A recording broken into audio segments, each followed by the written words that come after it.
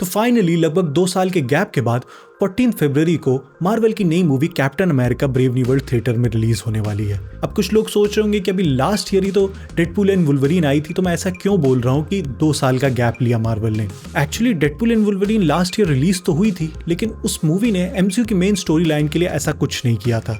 बस उन्होंने फॉक्स के कैरेक्टर्स और उनकी मूवीज को एक होमाज दिया था। आज के वीडियो में मैं तुम्हें एमसीयू के कैप्टन अमेरिका और हल्क से रिलेटेड सारी चीजों का एक कंप्लीट रिकैप दूंगा जो तुम्हें पता होना चाहिए ब्रेव न्यू वर्ल्ड देखने से पहले। स्टार्ट करते हैं इस रिकैप की सबसे इंपॉर्टेंट मूवी 2008 में आई द इनक्रेडिबल हल्क से। ये मूवी ब्रूस बैनर की ओरिजिन स्टोरी दिखाती है, जिसका उस टाइम पर रोल एडवर्ड नॉर्टन ने प्ले किया था, जिनको बाद में मार्क रफेलो से रिप्लेस कर दिया जाता है। ब्रूस एक गवर्नमेंट प्रोजेक्ट पर काम कर रहा होता है जो सुपर सोल्जर सीरम को रिक्रिएट करने की कोशिश करता है यूजिंग गामा रेडिएशन। ये एक्सपेरिमेंट फेल हो जाता है और रेडिएशन के एक्सपोजर की वजह से ब्रूस हल्क बन जाता है और पूरी लैब डिस्ट्रॉय करके वहां से भाग जाता है।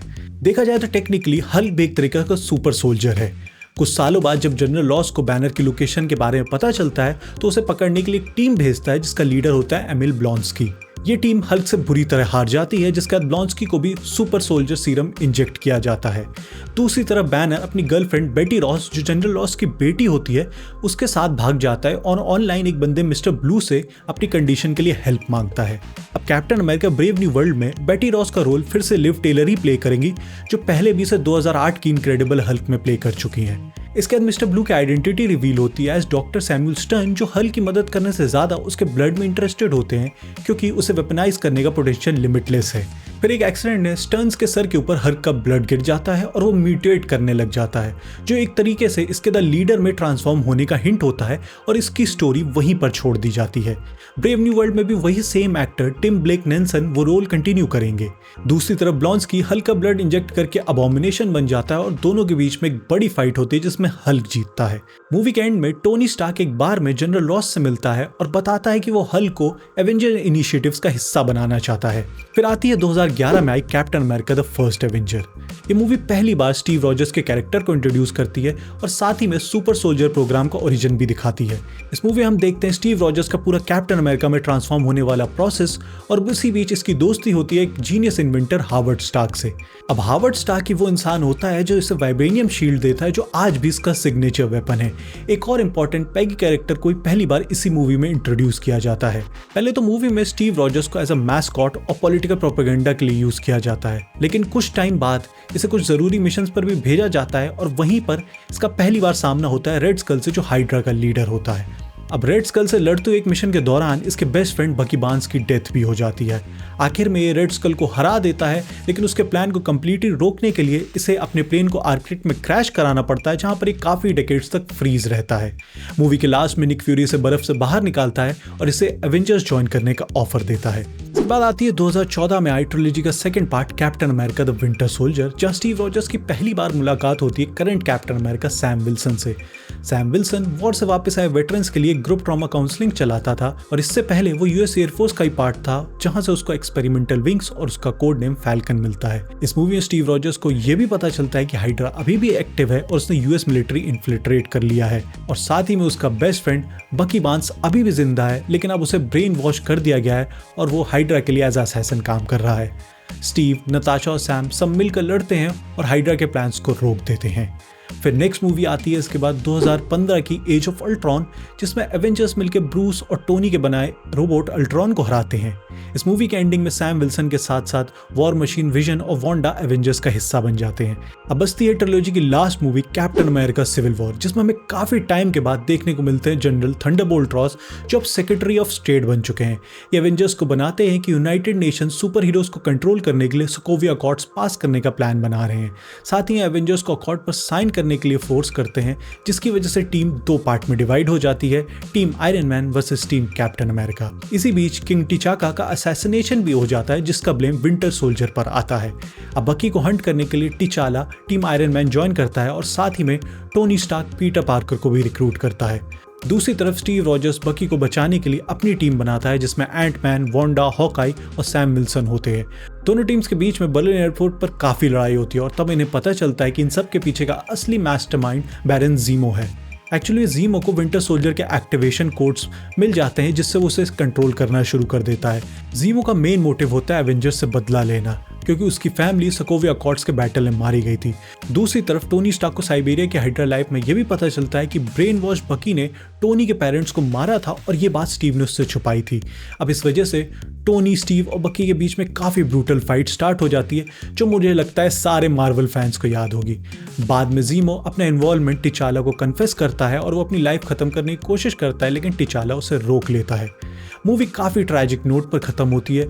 वॉर मशीन इंजर्ड होता है और टीम कैप्टन अमेरिका के जो भी मेंबर्स होते हैं उन्हें एक राफ्ट, जो एक फ्लोटिंग प्रिजन होती है, उसमें डाल दिया जाता है। लेकिन मूवी खत्म होने से पहले स्टीव रॉजर्स, सैम विल्सन और बाकी मेंबर्स को राफ्ट से निकाल लेता है। अब इसके बाद 2018 में आती है एवेंजर्स इन्फिनिटी वॉर, जिसमें स्टीव रॉजर्स, सैम विल्सन और इनकी टीम के सब लोग वापस आते हैं। लेकिन इस पूरी मूवी का फोकस अब थैनोस और उसके इन्फिनिटी स्टोन पर होता है। इस मूवी का आउटकम तो सबको ही पता होता है, एवेंजर्स हार जाते हैं और उस वजह से अर्थ की आधी पॉपुलेशन खत्म हो जाती है, जिसमें सैम और बकी भी इंक्लूडेड होते हैं।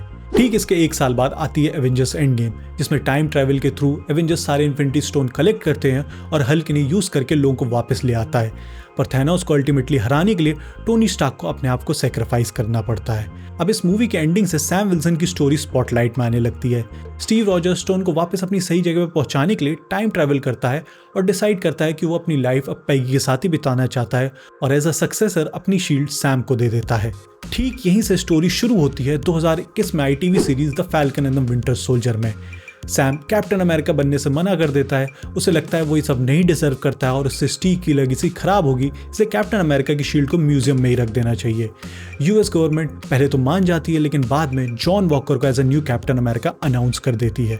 दूसरी तरफ बकी को दिखाया जाता है कि वो थेरेपी में है और अपने पास्ट टाइम की गिल्ड से डील कर रहा है। साथ ही में सैम की दोस्ती होती है योकिन टॉरस से, जो अब ब्रेव न्यू वर्ल्ड में फैल्कन का रोल प्ले करेगा। मीनवाइल एक मिलिटेंट ग्रुप फ्लैग स्मैशर्स चुराए हुए सुपर सोल्जर सीरम से क्रियोस क्रिएट कर रहे होते हैं और इन्हें रोकने के लिए सैम और बकी टीम अप करते हैं। इसी के बीच में सैम की मुलाकात होती है आइजिया ब्रैडली से, जो एक ब्लैक सुपर सोल्जर होता है जिसके साथ गवर्नमेंट ने पास में काफ़ी नाइंसाफी करी थी और इसी वजह से सैम को कैप्टन अमेरिका के टाइटल में और ज़्यादा डाउट्स आने लगते हैं। इसके बाद सैम और बकी ज़ीमो को जेल से भगाते हैं, क्योंकि एक वही इंसान है जो उनकी मदद कर सकता है। अब तीनों लोग मैड्रिपोर्ट जाते हैं, जहां पर इनकी मुलाकात होती है शैरन कार्टर से, जो पैकी कार्टर की ग्रैंड नीस होती है। आगे सीरीज में हमें यह भी पता चलता है कि शैनन एक international arm dealers power broker भी होती है। दूसरी तरफ फ्लैग स्मैशर के साथ एक फाइट में जॉन के पार्टनर और बेस्ट फ्रेंड लेमार हॉस्किंस की डेथ हो जाती है। जॉन गुस्से में एक फ्लैग स्मैशर को पब्लिक ही मार देता है और वो वीडियो वायरल हो जाता है। सैम और बकी उससे शील्ड वापस ले लेते हैं और जॉन को मिलिट्री से भी निकाल दिया जाता है। लेकिन सीरीज के एंड में हम देखते हैं कि इसे एक नई शील्ड मिलती है और वैल इसे अपनी टीम के लिए रिक्रूट कर लेती है। वैसे जॉन तो ब्रेव न्यू वर्ल्ड में नहीं दिखेगा, पर थंडरबोल्ट में जरूर वापस आएगा। फाइनली लास्ट फाइट में सैम और बकी फ्लैग स्मैशर को रोक लेते हैं और फिर सैम को समझ में आता है कि सही में शील्ड के लिए वर्दी है। वकांडन्स की हेल्प से सैम को एक सूट भी मिलता है और वो फाइनली कैप्टन अमेरिका का टाइटल एक्सेप्ट कर लेता है। सीरीज के एंड में सैम आइजिया ब्रैडली को रिकॉग्निशन भी दिलाता है उसके एक स्टैचू के साथ, ताकि हिस्ट्री उसके सैक्रिफाइसेस को हमेशा याद रखे। अब बात करते हैं इस रिकैप की लास्ट मूवी इटर्नल्स के बारे में। इस मूवी में हमें पता चलता है सेलेस्टियल्स के बारे में, जो कॉस्मिक गॉड्स होते हैं। इन्होंने काफी टाइम पहले अर्थ की कोर में एक सेलेस्टियल सीड प्लांट किया था, जो प्लैनेट की लाइफ फोर्स एब्जॉर्ब करके एक दिन हैच करेगा। इस प्रोसेस को एमरजेंस का नाम दिया जाता है और इसके थ्रू तैमूद का जन्म होने वाला होता है और उस वजह से पूरी अर्थ भी डिस्ट्रॉय होने वाली थी। इंसानों के बीच में इतने साल से रह रहे इटर्नल्स के दिन में उनके लिए एक सॉफ्ट कॉर्नर बन जाता है और वो इसलिए एमरजेंस को रोक देते हैं और उस प्रोसेस को बीच में रोकने की वजह से तैमूद एक स्टैचू की तरह इंडियन ओशन में फ्रीज हो जाता है। जब से यह हुआ है, काफी मार्वल मूवीज ने इस इंसिडेंट को इटर्नल्स को इग्नोर ही किया है, लेकिन अब फाइनली ब्रेव न्यू वर्ल्ड में ये एक इंपॉर्टेंट प्लॉट पॉइंट बनेगा, क्योंकि उसके स्टैचू से निकलेगा एडमेंटियम, जो एमसीयू का सबसे स्ट्रॉन्गेस्ट मेटल बनेगा और इसी के लिए सारे देशों के बीच में लड़ाई भी होगी। तो ये था मेरा इन शॉर्ट कैप्टन अमेरिका और हल्क के ऊपर का पूरा रिकैप वीडियो। अगर तुम्हें वीडियो अच्छी लगी हो तो इसे लाइक कर देना और चैनल को सब्सक्राइब कर देना। बाकी मैं तुमसे मिलता हूँ नेक्स्ट वीडियो में। बाय।